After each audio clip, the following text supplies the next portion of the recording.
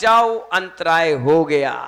चम्मच टच हो गई तो अंतराय, कोई महिला टच कर ले तो अंतराय, कोई मक्खी मच्छर आकर मर जाए तो अंतराय। अरे और तो छोड़ो, अंजलि में तो देख ही रहा है, साथ में पानी जो बाल्टी पे गिर रहा है वहां भी नजर रखा है कहीं मक्खी आकर मर ना जाए। अगर उसमें भी मर गई तो भी मुंह का कौर निकाल देता है। कितनी बड़ी तपस्या करता है एक जैन साधु। और हम कहते हैं वाह गोलगप्पे का बड़े मजे आ रहे, अरे केले के पराठे, अरे संटी मालपुआ, अरे मजा आ गए। भैया खा तो हम लेंगे, पचाएगा कौन? अब पच भी गया तो आपको कर्ज लौटाएगा कौन? एक गिलास अगर तुम देते हो तो एक टाइम की सामायिक का आशीर्वाद हम तुम्हें देते हैं। 2 गिलास तुम हमें देते हो तो 2 टाइम का स्वाध्याय हम देते हो। और तो छोड़ो, जिस दिन तुम कुछ भी नहीं देते हो उस दिन भी 4 टाइम का प्रवचन हम तुम्हें देते हैं ब्याज सहित।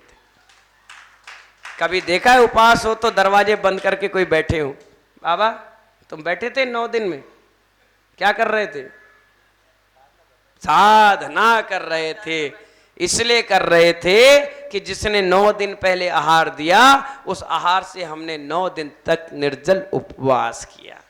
सोचिए, विचार करिए। ये यहां बताया जा रहा है आचार्य कुंद कुंद स्वामी महाराज ने कि मन पिच्छी कमुंडल में नहीं आया, मन तो तेरे परिणामों में आया। इसलिए कहा गया मौन लेकर के आहार करने जाना। अब मन भी आ गया तो आ जाने दो, लेकिन कुछ कह नहीं पा रहे क्योंकि मौन है। इससे दिगंबर भेष की रक्षा होगी। क्या होगी?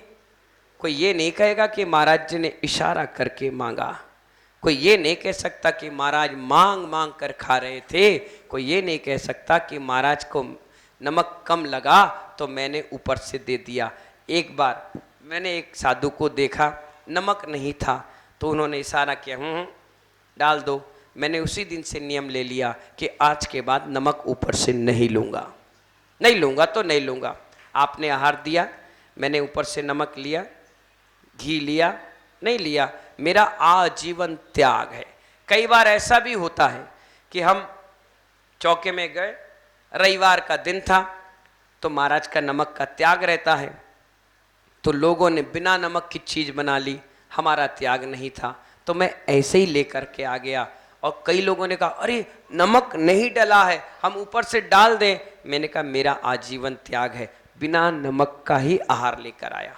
मैंने कुछ नहीं बोला। इससे कसाय मंद हो गई, इससे परिणाम पवित्र हो गए और मांगने की, खाने की और मन की प्रवृत्ति भी खत्म हो गई और यश कीर्ति नाम कर्म भी बढ़ना चालू हो गया। आज से अगर भी आप मांग कर नमक लेते हैं तो आपकी यश कीर्ति नाम डूब जाएगा, भिखारियों की श्रेणी में आ जाओगे। इसलिए आचार्य यहाँ कहते हैं मन चलने पर भी भिखारी जैसे मांग रहे हैं, इससे बीतरागी भेष की रक्षा नहीं होगी। इसीलिए आचार्यों ने मुनियों को मौन दे दिया कि जब आप आहार करने जाएं तो मौन लेकर के जाएं। क्या लेकर के जाएं? मौन, बोले नहीं, बिल्कुल मौन रहिए। इस भेष में कितनी गंभीरता होना चाहिए इसका ज्ञापन करा दिया गया है। लोगों को इस भेष के प्रति अनास्था ना हो जाए।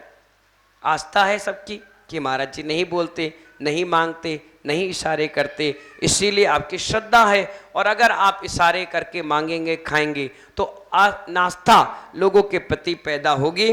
कोई क्योंकि वो सुधर जाएगा, लेकिन भेष कहीं ना कहीं अवणबाद हो गया तो फिर इस जिनेश का कोई स्वीकार नहीं करेगा। जिनवेश को स्वीकार को तब करेंगे जब उस गणवेश में हम अपने नियम और कायदे प्लस कानून से चलेंगे, तभी तो भगवान बन पाएंगे। यह दिगंबर मुद्रा ही भगवान बनने की सबसे बड़ी कला है। यही दिगंबर मुद्रा, ये फर्स्ट स्टेज है भगवान बनने की। और इसके बाद कंटिन्यू डाई लगाते जाइए और अपने गुण स्थान को बढ़ाते जाइए। जितनी मौन प्रवृत्ति आपके अंदर आएगी, उतने ही भगवान बनने के बाद केवल ज्ञान की ज्योति प्रकट हो पाएगी। इन्हीं मंगल भावनाओं के साथ सभी को मंगल आशीर्वाद। बहुत बहुत सारा समय मिला तो हम सब मिलेंगे। जब तक के लिए जय बोले महावीर भगवान की।